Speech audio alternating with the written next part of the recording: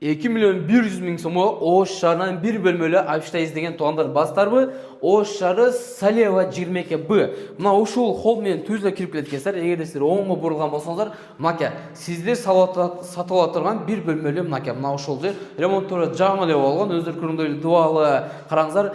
Жашнакай болгон водомошникке шоп койгон, айнектерине келе турган болсок, мына ушундай жашнакай болгон өзүнүн пластик айнектеринин бир королору бардыгы тең көрүнүп турат. Арттарда бул жакта Кудай бери запчастьларынан бери көрүнүп турат. Мына ушул жерде арендтер боюнча Салиода мечит бар, мечиттин жанында эле жайгашкан. Мына ушул жерде кийим кече, бутки, майда чүчүрдү кое турган өзүнүн жашнакай кичинекей болгон кладовка деп айтсак дагы болот. Анан мына ушул жерде кирип келүүчү жашнакай болгон жыгач эшиктер менен экен.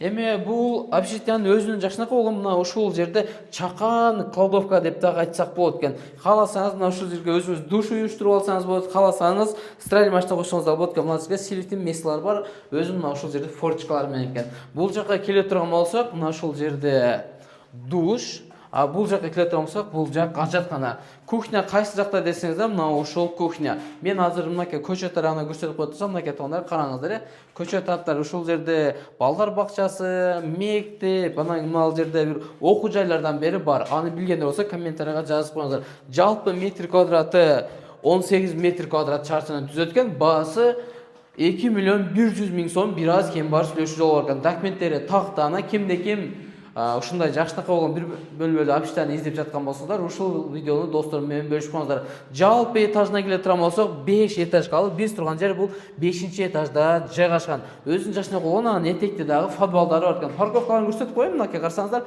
парковкалар дагы аябай кең экен. Каалаган убакта келген болсоңуздар, машинаңыздарды токтотуп, өзүңөрдүн общежитияңыздарга чыгып эс ала бересиздер.